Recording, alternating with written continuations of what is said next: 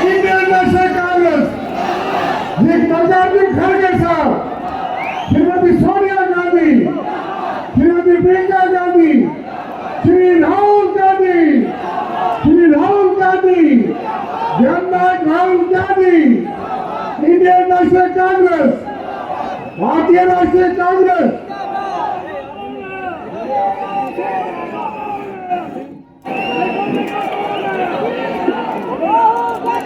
आप सबका बहुत बहुत धन्यवाद। इतनी संख्या में इतनी देर से आप जम करके बैठे रहे, बहुत स्वागत किया। जोरदार तालियों से एक बार फिर जाते जाते उनको अपनी विदाई दीजिए।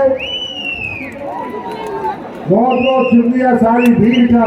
इतनी संख्या में राहुल गांधी, योगेश सहनी जी,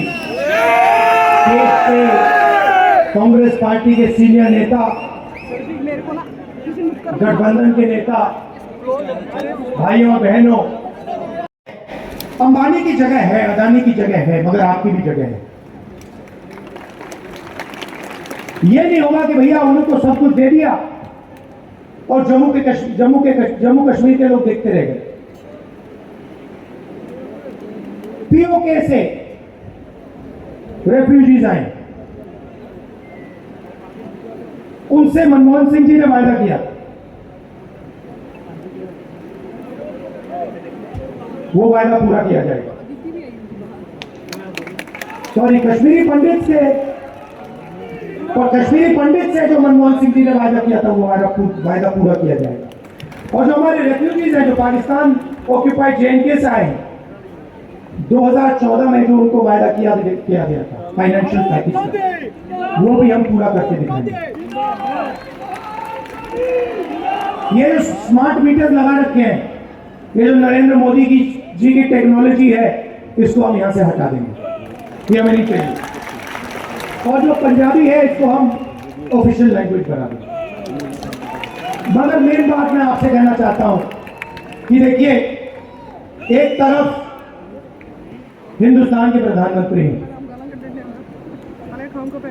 उनका डायरेक्ट कनेक्शन ऊपर है, वो भगवान से बात करते हैं।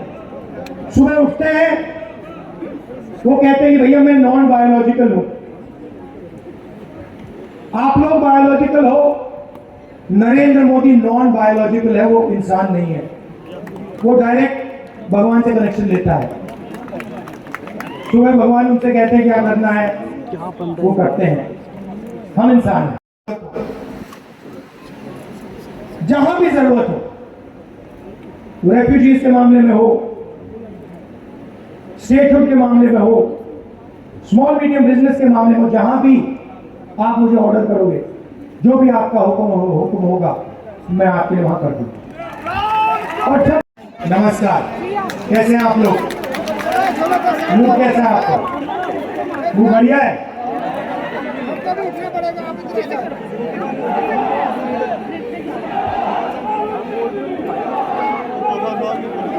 हिंदुस्तान की हिस्ट्री में 1947 के बाद बहुत सारे यूनियन टेरिटरीज को स्टेट बनाया गया, स्टेट्स को बांटा गया। आंध्र प्रदेश में से तेलंगाना बना, बिहार में से झारखंड, मध्य प्रदेश में से छत्तीसगढ़। मगर पहली बार 10 रुपए दूंगा पेटीएम में। इंडिपेंडेंस के बाद आप पे कर लो। एक स्टेट को यूनियन टेरिटरी में बदला, वो जम्मू कश्मीर के साथ हुआ है। देख रहे हो आप? और मैं इस स्टेट से आपसे कहना चाहता हूं कि ये आपके खिलाफ बन गया है।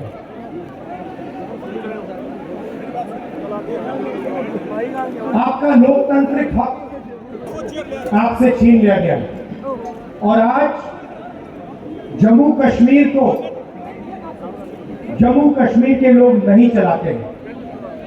आज जम्मू कश्मीर को दूसरे स्टेट के लोग चलाते हैं।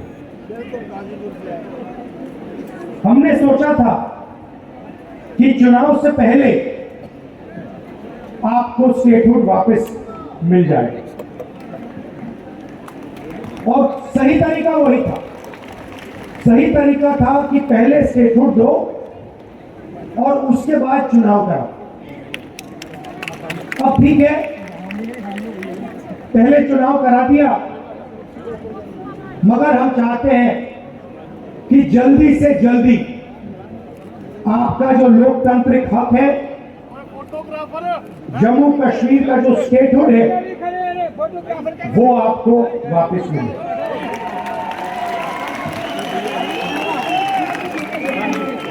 ये हिंदुस्तान की हिस्ट्री में पहले कभी नहीं हुआ है कि किसी स्टेट से हमने उनका अधिकार छीन लिया और स्टेट को यूनियन टेरिटरी में बदल दिया। पहली बार हुआ है, और मैं सही बोलूं तो ये कभी नहीं होना चाहिए, किसी और स्टेट के साथ ये कभी नहीं होना चाहिए। और मैं आपको यहां गारंटी देता हूं कि अगर बीजेपी ने आपको स्टेटहुड नहीं दिया तो हम विपक्ष में हैं, हम इंडिया गठबंधन का पूरा दम आपको स्टेटहुड दिलवाने में लगा देंगे। पार्लियामेंट का इस्तेमाल करेंगे, लोकसभा का इस्तेमाल करेंगे, राज्यसभा का, सड़कों में उतरेंगे और हम आपको जो आपका हक है वापस दिलाएंगे। और अगर किसी कारण बीजेपी ने नहीं माना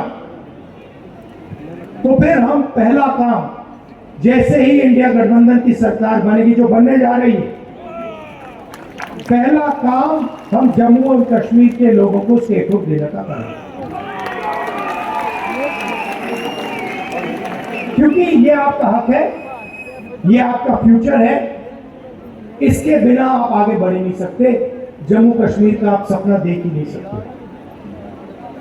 जम्मू हब है, कश्मीर को, कश्मीर के बिजनेसेस को,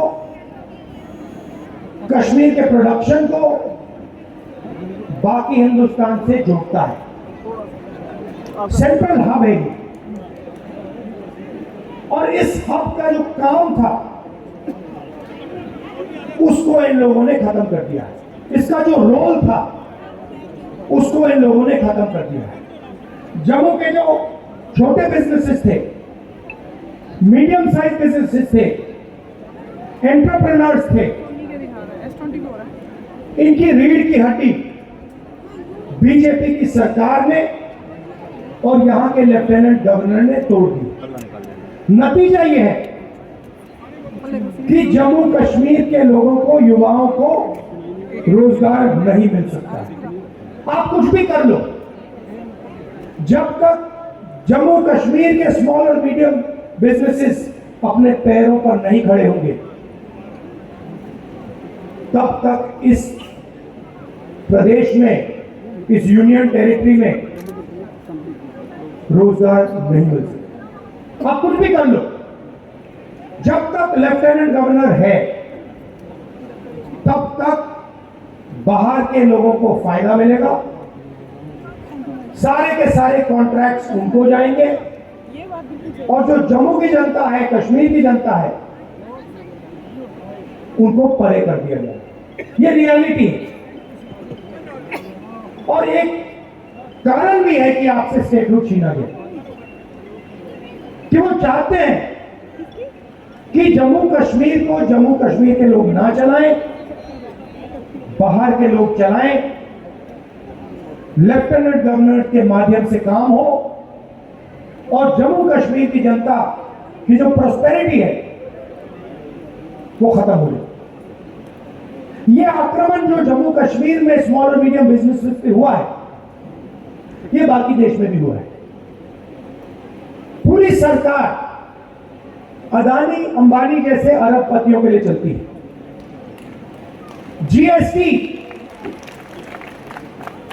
जीएसटी एक हथियार है।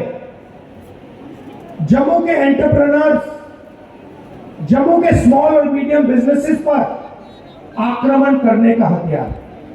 नोटबंदी एक हथियार था। ये पॉलिसीज नहीं है, ये हथियार है। और इनका लक्ष्य रास्ता साफ करने का है। किसके लिए? अदानी और अंबानी जैसे अरबपतियों के। नोटबंदी और जीएसटी ने, गलत जीएसटी ने हिंदुस्तान में लाखों स्मॉल और मीडियम बिजनेसेस खत्म कर दिए। अभी मेरा प्रोग्राम था, कुछ मिनट पहले मेरा प्रोग्राम था, एक लड़की आती है, कहती है राहुल जी मेरा सपना था, मैं छोटा बिजनेस चालू करना चाहती थी। गवर्नमेंट ने कहा कि ग्रांट मिलेगा, मैंने पूरी प्रिपरेशन कर दी, एरोमेटिक्स का मेरा बिजनेस था, मैंने पूरी तैयारी कर दी। मुझे कहा कि पैसा मिलेगा, पैसा नहीं आया। मेरी मां की डेथ हो गई, मेरे पिता ने मेरी मदद की, मगर मेरा बिजनेस खत्म हो गया। आज मैं छोटा बिजनेस नहीं चलाना चाहती हूं, क्योंकि मैं जानती हूं कि जम्मू कश्मीर में छोटा बिजनेस नहीं चलाया जा सकता। मगर यही आपकी रीढ़ की हड्डी है, यही आपकी स्ट्रेंथ है, इसी में आपका रोजगार है, इसी में आपका भविष्य है। और आप किसी भी युवा से पूछ लो, वही जवाब मिलेगा। वो लड़की अब कह रही है कि मैं एडमिनिस्ट्रेशन में जाना चाहती हूं, मैं आईआईटी में जाना चाहती हूं। आईआईटी में कितने लोग जाएंगे? एडमिनिस्ट्रेशन में कितने लोग जाएंगे? 1% जाएंगे, 2% जाएंगे, 3% जाएंगे, 5% जाएंगे। 95% का क्या होगा? जहां भी देखो वहां आपको अदानी अंबानी दिखेगा। पहले आपका रोल था, कश्मीर के सेब यहां से निकलते थे, आप बाकी हिंदुस्तान में भेजते थे। आज पूरी की पूरी सेब की इंडस्ट्री अदानी के हाथ में है। हिमाचल का सेब अदानी के हाथ में, जम्मू कश्मीर का सेब अदानी के हाथ में। और ये हर इंडस्ट्री में यही हो रहा है। एयरपोर्ट में जाते हैं अदानी टैक्स, पोर्ट में जाओगे अदानी टैक्स, मोबाइल फोन चलाओगे अंबानी टैक्स, सड़क पे चलोगे अदानी टैक्स, अनाज में अदानी टैक्स, सेना हथियार का प्रयोग करेगी अदानी टैक्स, कारतूस अदानी टैक्स, अग्निवीर अदानी टैक्स। ये कब तक चलेगा? 16 लाख करोड़ रुपए कर्जा माफ किया है अदानी अंबानी जैसे 25 लोगों का, नरेंद्र मोदी। आप शेम कह रहे हो, मगर मैं आपसे पूछना चाहता हूं, जम्मू के छोटे बिजनेस वालों का, जम्मू के किसानों का कितना टैक्स माफ हुआ है? जो आपके युवा 18-19 घंटे पढ़ाई करते हैं, सपना देखते हैं, एजुकेशन के लिए लोन लेते हैं, उनका कितना टैक्स माफ, उनका कितना माफ हुआ है? पैसा उनके कितने बैंक लोन माफ हुए? कोई बीमार होता है, अस्पतालों में लाखों रुपए लग जाते हैं, उनका कितना कर्ज माफ हुआ है? 0। आप अगर बैंक लोन लेते हो और पैसा वापस नहीं देते हो, आपको जेल में डाल देते हैं, जेल में डाल देते हैं। और अंबानी अदानी जैसे लोग बैंक लोन लेते हैं, पैसा वापस नहीं देते हैं, कहते हैं चलो और पैसा ले लो। कितना चाहिए?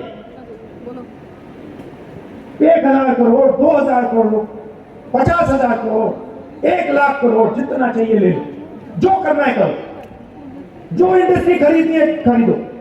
लखनऊ का एयरपोर्ट चाहिए ले लो, मुंबई का एयरपोर्ट चाहिए, अच्छा वो किसी और के हाथ में, चलो सीबीआई के सर, ईडी के सर, पढ़ेगा उसको, अदानी को। ये make in India, make in India, make in India बात करते रहते हैं, डिफेंस इंडस्ट्री की बात करते हैं। सारे के सारे कॉन्ट्रैक्ट्स अदानी जैसे लोग हो जा रहे हैं। बाहर इजराइल की कंपनी हथियार बनाती है, लेबल अदानी का लग जाता है, इसराइल की कंपनी ड्रोन बनाती है, लेबल अदानी का लग जाता है और कहते हैं मेक इन इंडिया हो गया। कैसे मेक इन इंडिया हो गया? इसराइली हथियार है, मेक बाय अदानी हो गया है, मेक इन इंडिया नहीं हुआ है। और यही हालत पूरे देश में। अगर आप गरीब हो तो इलेक्ट्रिक मीटर लगेगा, मॉडर्न टेक्नोलॉजी लगेगी, चमक तो वही मीटर लगेंगे, आपके जेब में से पैसा निकालते जाएंगे, निकालते जाएंगे, निकालते जाएंगे। जीएसटी लगेगी। अभी आपने पता नहीं अन्नपूर्णा रेस्टोरेंट वाली कहानी सुनी या नहीं? वो फाइनेंस मिनिस्टर के सामने खड़ा होता है, कहता है मैडम बड़ी मुसीबत है, मैं अगर बन बेचूं एक जीएसटी लगती है, अगर उसमें क्रीम डाल दूं दूसरी जीएसटी लगती है, अगर बन और क्रीम अलग बेच दूं तो तीसरी जीएसटी लगती है, मैं क्या करूं? और यही हालत सबके साथ। ऐसी कॉम्प्लिकेटेड जीएसटी बना दी है, क्यों? एक्सटॉर्शन करने के लिए। गलती करो, ईडी वाले, सीबीआई वाले, इनकम टैक्स वाले आ जाएंगे, जीएसटी वाले आ जाएंगे, पैसा लेके चले जाएंगे। यही सिस्टम चल रहा है। तो ये चुनाव आपको अधिकार देने का चुनाव, और शुरुआत स्टेटहुड है। उसके बाद सरकार आएगी, जम्मू कश्मीर के जो स्मॉल और मीडियम बिजनेसेस हैं, जो लोकल इंडस्ट्री है, उनकी रक्षा करने वाली सरकार होगी। बैंक के दरवाजे आपके लिए खुलेंगे, आपको सपोर्ट मिलेगी, आपको टेक्नोलॉजी मिलेगी।